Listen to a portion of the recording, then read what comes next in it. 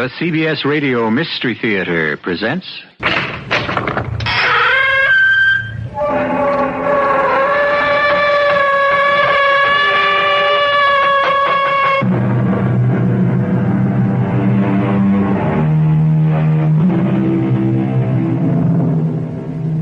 Come in.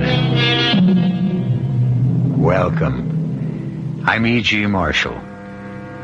The line between fact and fancy is often a very thin one.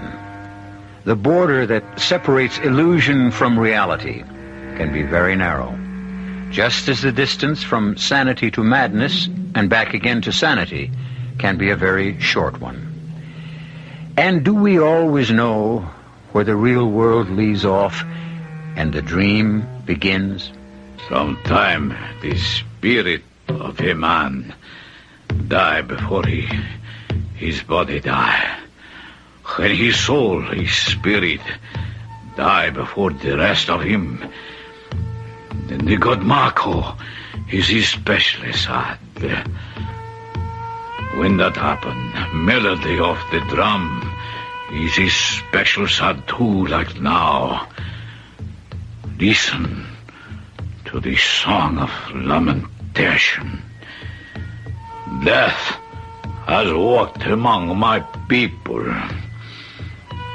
It is why this island is called the Island of the Lost.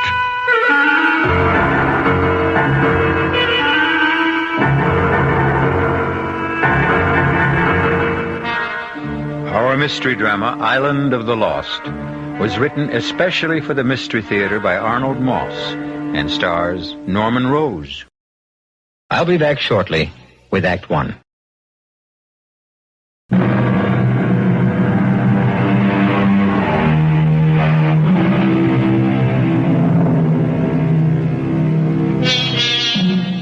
Dreams have breath and tears and tortures and the touch of joy. They leave a weight upon our waking thoughts. They take a weight from off our waking troubles. They can divide our being. They can become for us the heralds of eternity. For Tony Bridges, it began in the office of his eye doctor. Tilt your head back just a trifle more, Tony. So, very good. Now hold still, please.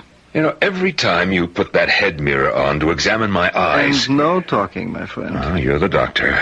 One moment more. Yeah, so. Finished.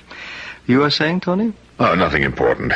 It's only that every time you examine my eyes and put that big mirror on around your head with the hole in the middle, it always makes me think of one of those science fiction movies with, Boris Karloff. Well, what's the verdict, Herr Dr. Werner? The hair doctor will prescribe a stronger prescription for your eyeglasses. What, isn't the prescription I'm wearing strong enough? Not quite, Tony. At your age, shall we say past 39? Past 39? What about for a man who's just past 59? A little stronger still.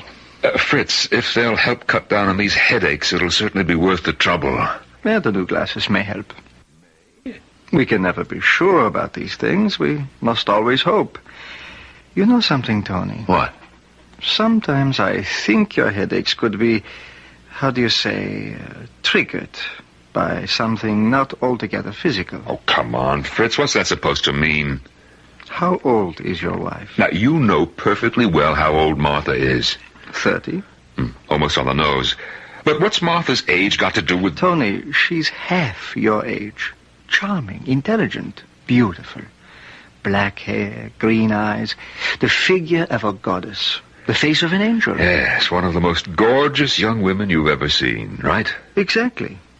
Could it not be possible that there is a certain tenseness in your relationship with this beautiful young wife that causes the headaches? Oh, no, Fritz, I don't think so. I've seen you both at a dinner party. How you react whenever a younger man seems to be paying the slightest attention to her. Martha loves you deeply. You have no cause in the world to be jealous of her. I promise you. So relax. Enjoy her. Enjoy yourself. Enjoy your life. Fritz, what you're prescribing is exactly what I have in mind. That's good. You know that Martha left a week ago for that vacation we've been talking about. A little hidden-away island in the Caribbean. Well, I am joining her. You're joining her? That's perfectly wonderful. Yes, it's going to be like a surprise. She's not expecting me for another few days. You shouldn't do that, Tony. Well, who says so? Why do you surprise her? Can't you wire her or phone? Well, no way. There's no direct phone to the island. And by the time a wire got there... What about the new glasses? Well, I've lived this long with the old ones. I can live a few more days with them. Here's the address of the island. It's the Hotel Paraiso. Send them Air Express. They should be there in 2 or 3 days. Whatever you say, Tony. Auf Wiedersehen, Fritz. And thanks for the advice. Not at all. And don't forget the glasses. Of course not. See you in about 10 days. Miss Elliot, please take this letter to Mrs. Martha Bridges, Hotel Paraiso, Isla de los Perdidos. I'll give you the exact address later. Send it airmail, special delivery. Mark it urgent. Ready? Dearest Martha, when you get this letter, Tony will already have surprised you. I did my best to think of a way to keep him from coming without arousing any suspicions. No luck.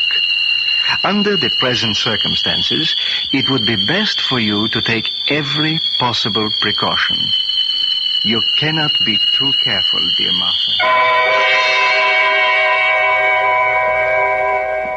At 1 o'clock the following morning, I was in the lobby of the Hotel Paraiso on the little island of Los Perdidos, the island of the lost. Behind the desk, his feet on the desk, was a bald, fat little man, fast asleep. Excuse me. Maybe this'll work.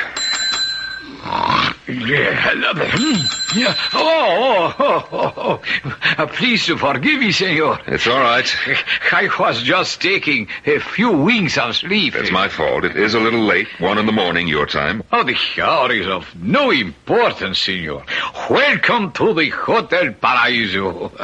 I am at your service. My wife arrived last Tuesday, and she doesn't... Of course, senor. Pablo understands. Your wife arrived last Tuesday. Yes, and you're Pablo. Always at your orders, senor. Your lady, this good senora, is expecting you. You will find her in Bungalow B.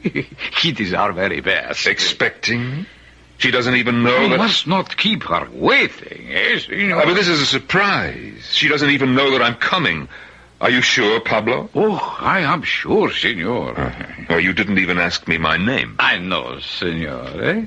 You follow me now to Bungalow B, see?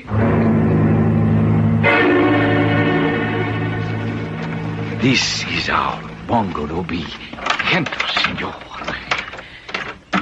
Yes, well, you can put my bag over there near the coffee table. Now, this naturally is the living room. The bedroom is through that door. Just a moment. I want to see. Now, we must be quiet. It's dark, but... Yes, that's Martha all right in there. And she's in bed, sound asleep. Well, as you yourself have said, senor, it is a little late. But I just can't understand it. Don't try, senor. Meantime, try to make yourself comfortable. Admire, if you will, the beauty of this bungalow. Yes, it's very nice.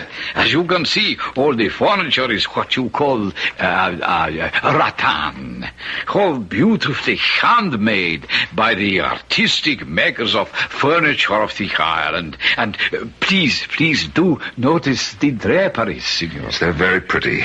Fishing nets woven by the fishermen of the island and made into most unique decorative hangings. But how could she have been expecting me?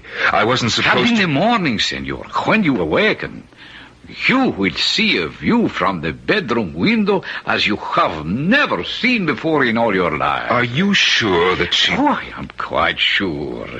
Bungalow B is situated on a most high cliff looking down 2,000 feet into our beautiful sea and the rocks below. Yes, of course. I look forward to seeing it. In the morning, senor. And now, senor, pleasant dreams. Until tomorrow. What was he talking about? Martha couldn't possibly have been expecting me. Not for another 3 days. Oh, well, it'll all get clear up in the morning. Oh, I better get undressed, get a little sleep. And my little gift for Martha. My anniversary present. Beautiful string of pearls. Perfectly matched. Oh, wonderful luster. Well, I'll keep till morning.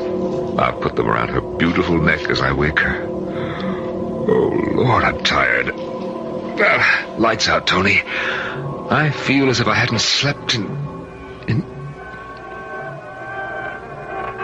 No, not again. Not here, of all places. Oh, that pain is coming again. It's spreading down the whole side of my face. It's hard to breathe.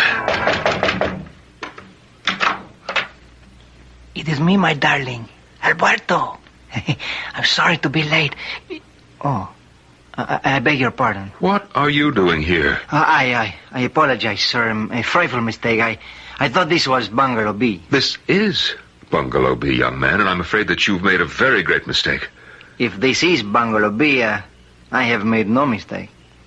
Who do you think you're looking for? I cannot see, senor, but this can not be any of your business. Shh, please, keep your voice down. My wife is in there asleep. Your wife?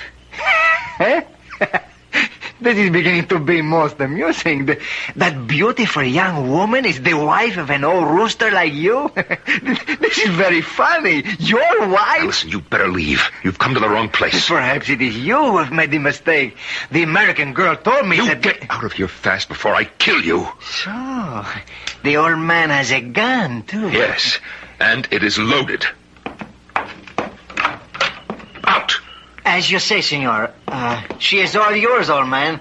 Good night and good luck. As the door slammed shut, something exploded inside me. I knew that these last few months of doubt, fear, suspicion about Martha were based on something more than fantasy. This young man was evidence of it, clear and tangible proof.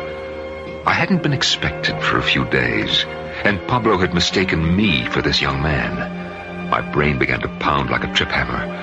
I no longer trusted myself to be in the same room with Martha if I stayed. At that moment, I looked down at my hands. The string of pearls was still in them. I tore them apart furiously and watched as they rolled to the floor. All night long, I wandered as though drugged up and down the long miles of beach, ghostly white in the moonlight. In the morning, weary and numb, I found my way back to the lobby of the hotel. Tony! Darling! No, it can't be! When did you get here? Last night's plane, connecting boats. Oh, darling, why didn't you let me know you were coming? Well, I had a crazy idea, Martha. I wanted to surprise you. Well, you certainly have. Why didn't you come to the bungalow? Oh, I did, Martha. Oh, Tony, I would have heard you. I came in very quietly. Is anything wrong? Are you all right, sweetheart? Oh, yes, I'm just dandy. Where did you sleep last night? I didn't.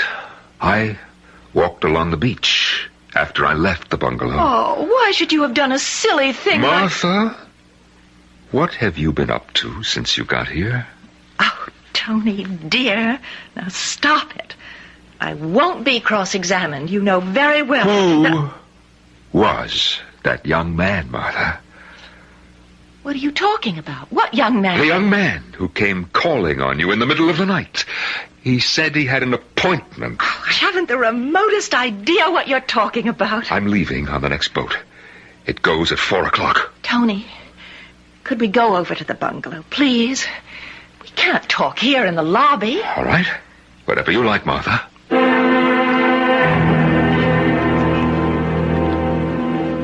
Where'd I put the key? Oh, here it is. Martha. What is it? What's wrong? Martha, you've made a mistake. Mistake? The furniture. The furniture. It's all different from what it was last night. I don't understand you, Tony. The draperies, they were made of fish netting. These are, what do you call them, matchstick bamboo. Martha, what's the letter on this bungalow? It's Bungalow B, of course. This isn't the bungalow where you slept last night? Of course it is. Let's take a look at the bedroom. Oh, no. No, it can't be. You were sleeping in a double-sized bed, king-size, in fact, and this room has 2 twin beds. Oh, wait, I know the view. Pablo said that the view from this bedroom window was something that I... What is wrong, Tony? Well, he said that there was a beautiful view of the sea and the rocks below the cliff and palm trees. Martha, what do you see out of this window? Nothing but the side wall of the bungalow next to us. Then where is the beautiful view? Unless, for some reason, Pablo lied to me.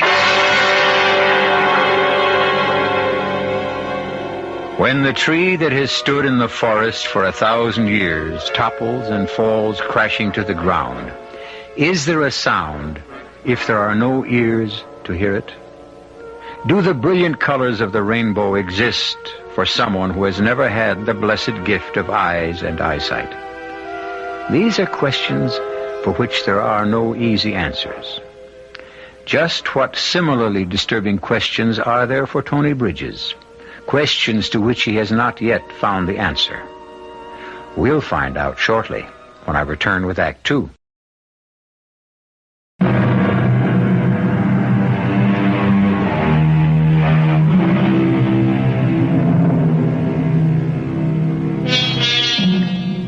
Were the events for Tony Bridges of the night just past, the tree falling in the forest unheard, or colors never seen? What was the logical explanation? For Tony, what had happened was all a little strange and curious. Martha and I talked all morning. She finally convinced me that everything that had happened last night was, in fact, a series of reasonable coincidences that spelled out mistake. For the first time in months, I felt as close to Martha as I ever had, and I knew she felt the same way about me. We went for a walk into the mountains that rose behind the hotel. On the way back, just as we were nearly at the bungalow, Martha lost her footing, turned her ankle badly. I carried her into the bedroom. She rested while I unpacked and ordered dinner in our rooms. So, with your permission, senor, a beautiful dinner has been prepared for you and the senora. Look here. This fish was swimming happily in the sea only half an hour ago. And 1 hour ago, these beautiful vegetables were growing proudly in our own garden. Yes, thank you. Thank you very much, Pablo. It all looks beautiful indeed. So I place the dinner here on the table. Thank you. And, senora, I hope you do not suffer too much pain. No, it only hurts if I try to move it or put weight on it. You just stay where you are for a day or two and it'll be fine, I'm sure. It is essential that one exercise care when walking in our beautiful mountains. From the time when there were earthquakes here, there are some cracks where one can trip and twist an ankle. Oh, really? This is earthquake country. I didn't know that. Senor, was. Not in any more than 40 years. Now, there. Your dinner is served. I leave you to the enjoyment of it. Buenas noches to you both. Senor, senora. Well, let me get these few things away in the closet, and then we'll have our so beautiful dinner. Do you have the key, dear? What key? To this second closet. It's locked. Oh, I forgot. There isn't any key. Pablo said the last guest took it with him. There's no master key, so he's ordered a duplicate from the mainland. Oh, well, I'll put my stuff in your closet then, all right? The key should be here by tomorrow or the next day. Oh, that's great. And now, if the senora will permit, that she be carried from her bed to this most appetizing dinner. The senor has the senora's permission. Up we go. There we are. Comfortable. Yes. Couldn't be happier. Except for this stupid ankle. Buen appetito, my darling. To us. To us.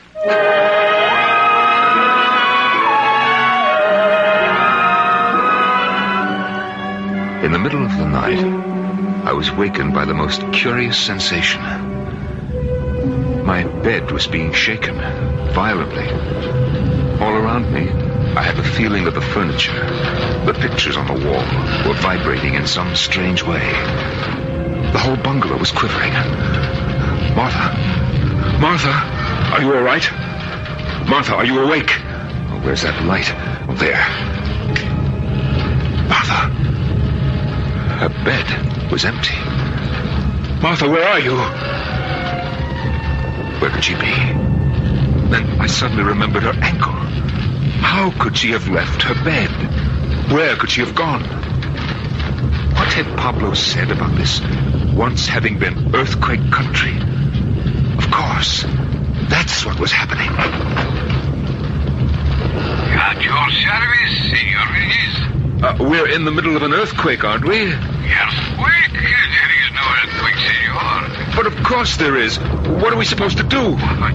Do, senor? Oh, look, will you stop beating about the bush? Just tell me that it's nothing serious or that it'll pass without damage, but don't tell me that it's nothing. Would it please to tell me why the senor thinks there is an earthquake? The pictures, my bed, the lamp, the whole room is shaking and jumping around, and that noise, that rumbling noise. The senora, your wife, she is experiencing the same thing, senor? Well, that's just it. It's really why I called. My wife is not here. Oh, I am so sorry to hear she is not there. Have you seen her? I regret, senor. I have not. But where could she have gone? She can't walk. Of this, I have no knowledge, senor. No, wait a minute. Wait just a moment. The sound seems to have stopped, and nothing's shaking anymore. Is it all over? I think perhaps I can explain. The strenuous climb you have made this afternoon in the mountains, the kindness of the altitude and the thinness of the air, you are not used to it. It happens to many of our guests. What happens?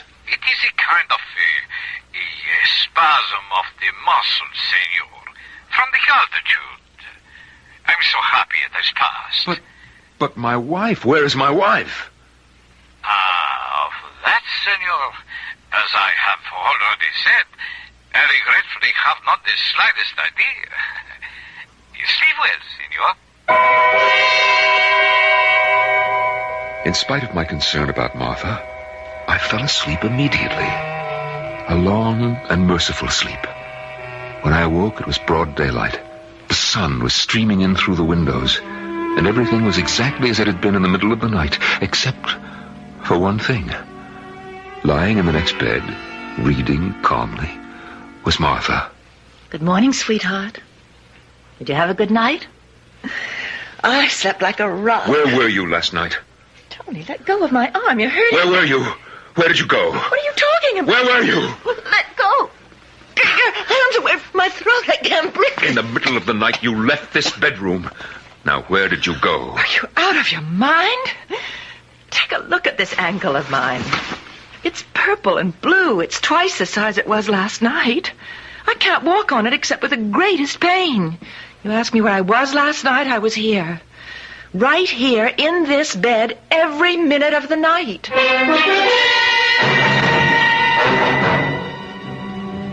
A couple of days passed. They were blessedly peaceful, uneventful, golden. 2 days before our vacation was to end, Martha's ankle was strong enough for her to venture out on another little walk, into the hills that ran along the edge of the cliff that overlooked the sea below. Oh, this cane's a great help. I really don't have to put my full weight on the ankle. Just watch your step. Avoid any of those cracks that Pablo pointed out. Oh, look, darling, there's a clearing up ahead. We could rest for a bit when we get up there.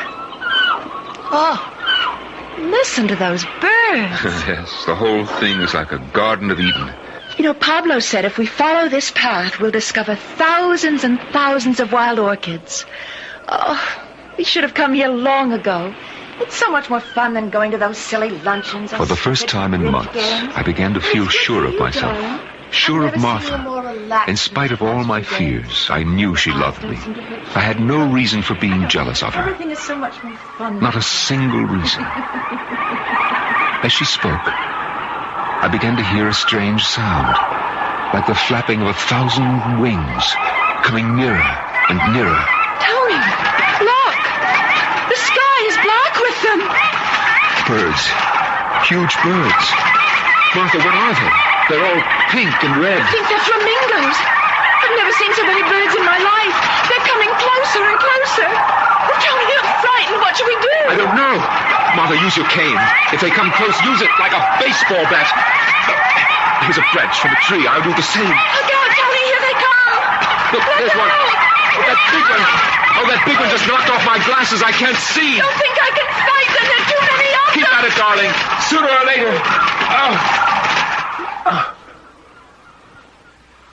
Martha? What happened?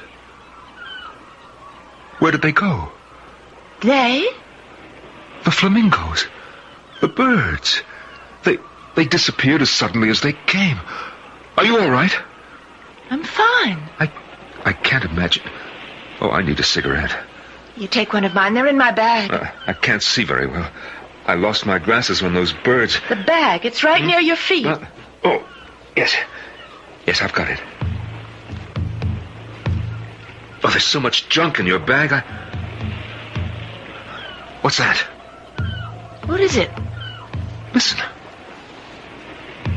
You hear it? What do you suppose it is? Martha, you do hear it, don't you? I think so. In the distance, those drums beating. Well, of course. Of course I hear them, dear. Oh, thank heavens. I thought for a moment. Where do you suppose they come from? Who's playing them? But I haven't the slightest idea. It's funny. Now for that cigarette. Down we go into the bottom of your bag and... Martha. Martha, what's this? That's the key to the closets in the bungalow. To your closet? To my closet and your closet. It's to both closets. Both? When did it get here? It's always been here. Why? When I asked you about it the other night, you said there was no key to my closet. Somebody had taken it away and they were making a new one. I said that? Of course you did. Now, wait a minute. Wait a minute. It's all starting to make sense. That anyone could be so evil. That anyone could so despise another human being that she'd stop at nothing. Stoop to anything to get him out of the way. You don't know what you're saying.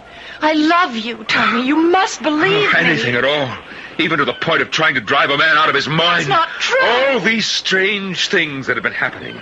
Oh, they were no coincidences. They were all part of some twisted, devilish scheme you worked out to get rid of me by driving me mad. Careful, Tony.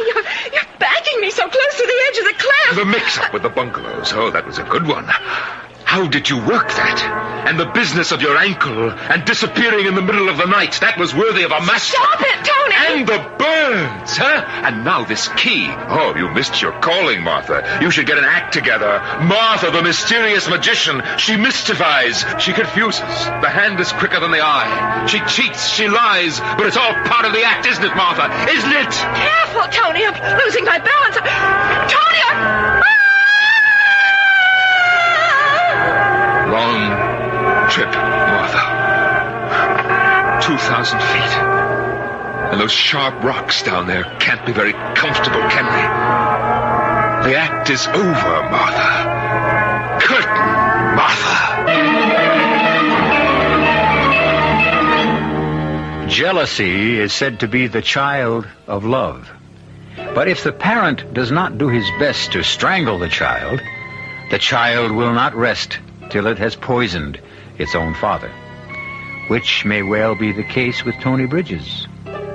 To what further extremes will the deadly venom of his jealousy drive Tony? He may or may not know the answer. But we shall when we return shortly with Act 3.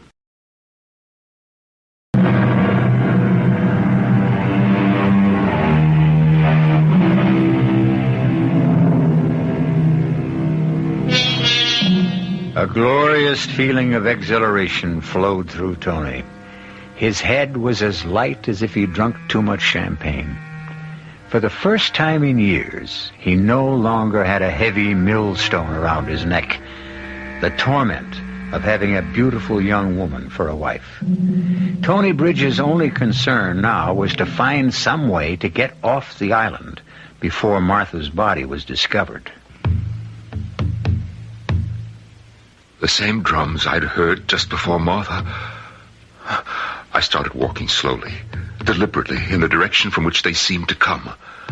Without my glasses, I could just barely see where I was going. I tore my way through a tangle of creeping vines and found myself in some sort of a clearing. I almost stumbled over something seated before a small fire. It was an ancient little man of the island, his face like so much black parchment, his clothes in rags. He sat there, hunched over the smoky fire, blinking his eyes and mumbling. I beg your pardon. It is all my fault. I should not sit in the middle of the bath, but it is a good place to meditate. Who are you? What's your name, old man? He is long forgotten, my name, even by me. What are you doing here? Sitting, listening, thinking. Listening? To the sad and mournful song of my people. You mean those drums? You hear them too? Alas, I hear them too well. I hear them. What are they for? Where does the sound come from? Our island is small. They come from everywhere. They are heard everywhere. But why? Why? What do they mean? This what who hear is lamentation. Death has walked among my people, among the lost one. It is why this place is called Isla de los Perdidos, Island of the Lost. Someone has died? Someone has passed on to Mako. Who is Mako? The great father of all things in the sea, from where we all have come to where we all shall go. I see. This is reason for bewailing of the drums. They beat out their farewell to the soul of Himan, who is making the journey to Mako. The soul of a man or a woman? Man. Always man, not woman. For woman, drums play another song, not this one. I understand. I'm very sorry for the poor man who has gone on to Mako. When did he die? No one can be sure. Perhaps he is not yet dead. Well, then why... The drums often sing with the promise of things to come, to some soon. Sometime the spirit of a man will die. Before he does, then Mako is especially sad because he is made to wait. When that happened, the melody of the drums is especially sad too. Like now.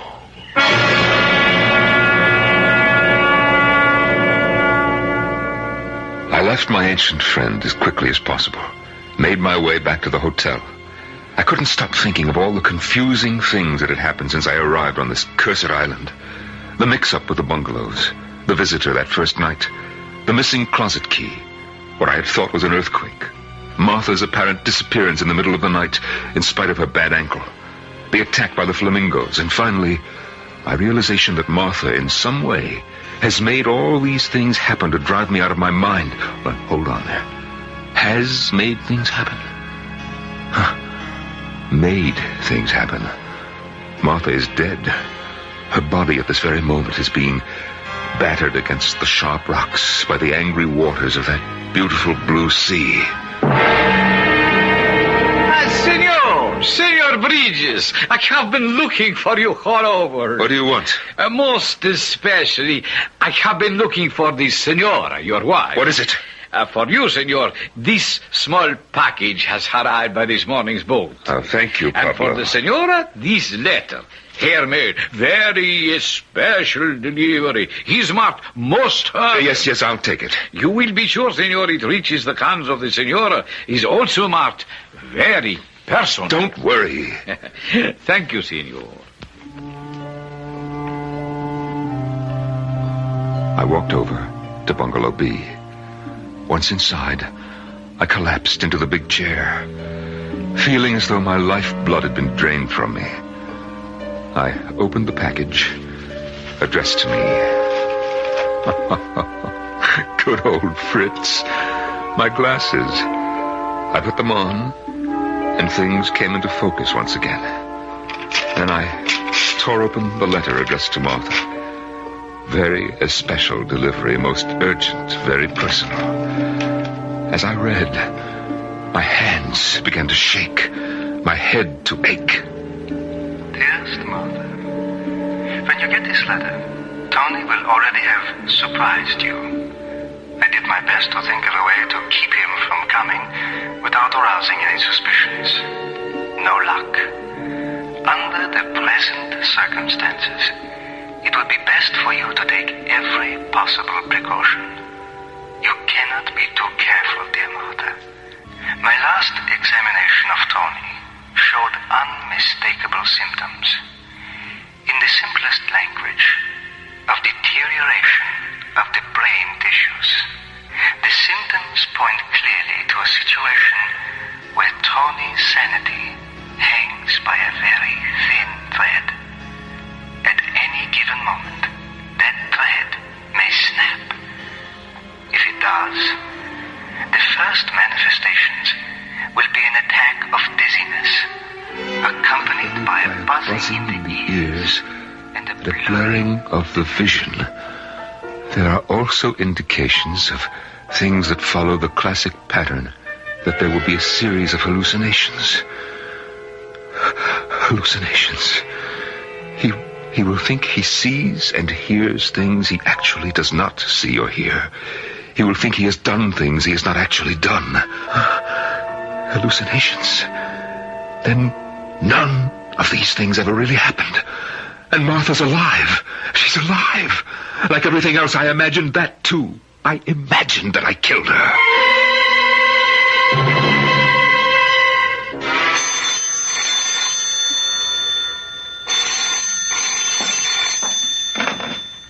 Si, pronto? Pablo, have you seen the senora? Un momentito, por favor. I have not seen your wife since she left with you, senor.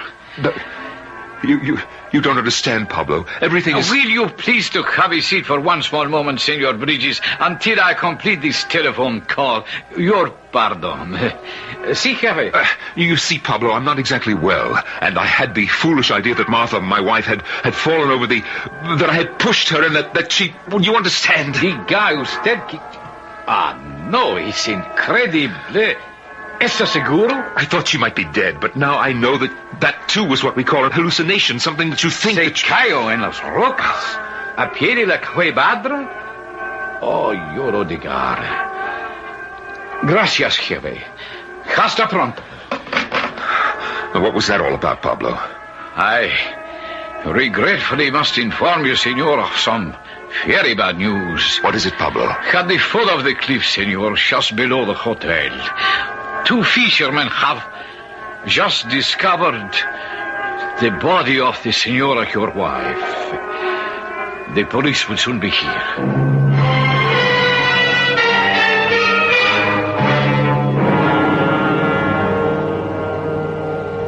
Are you all right, Senor Beniz? Oh, yes, I'm fine, Pablo. Did I hear you speaking on the phone a moment ago? The phone? Si, senor. It was the contractor for the building of the annex to this hotel. And you didn't tell me something about 2 fishermen, what they found at the bottom of the cliff? Not one word, senor, about any fishermen. You said nothing about my wife? Well, no, senor.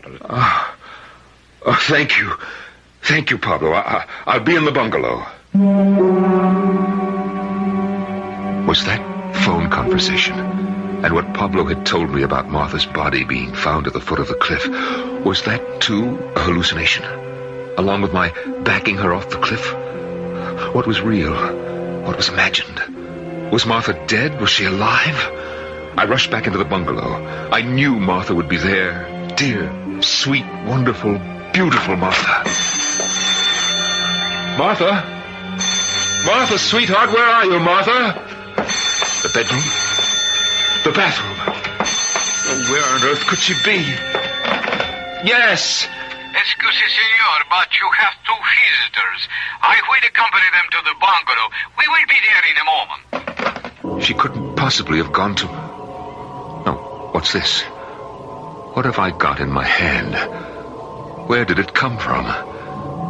The key to my closet. I had it when I asked Martha for a cigarette, and she told me that...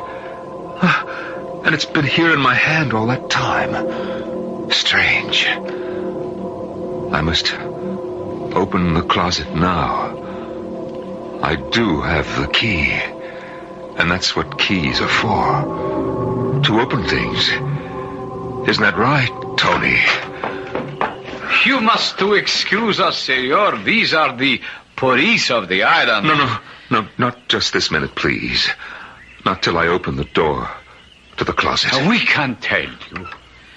The maid, when she cleaned this morning, found the door to the closet open. So? No, it isn't for real. I'm only imagining this. It's my imagination, gentlemen. It's my imagination.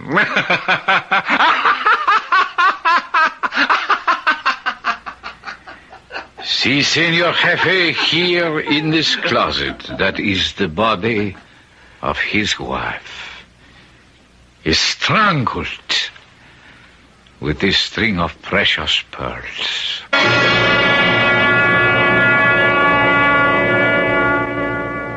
The poet Longfellow wrote, "The moon, from some dark gate of cloud, throws o'er the sea a floating bridge of light, across whose trembling planks our fancies crowd into the realm of mystery and night." So Tony Bridges, as he stands staring into the sea, watching the floating bridge of light cast by a full Caribbean moon, Tony knows at last the difference between the real and the imaginary. Or does he? I'll be back shortly.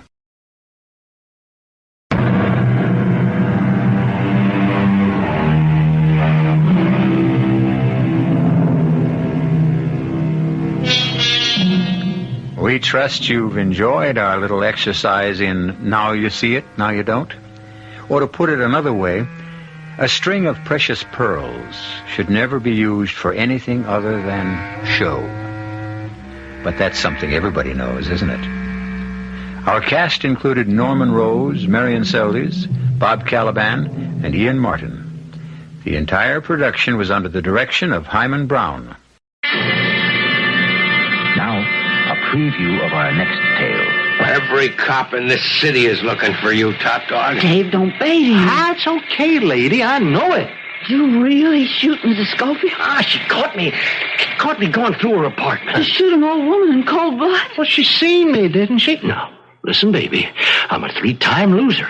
Now, I got nothing to lose. But that poor little thing... Shh. She could have pulled me out of the file. She seen me. And anybody sees me on a job gets it. Anybody catches me on a job gets it. Hey, that's where you get a break, man. Now, ain't you glad you're blind, huh? You couldn't give him a make on me. Hey, lady. Hey, lady, you blind like your husband? No, Yes, we're both blind. So, you seen me too, lady. This is E.G. Marshall inviting you to return to our Mystery Theater for another adventure in the macabre. Until next time, pleasant dreams.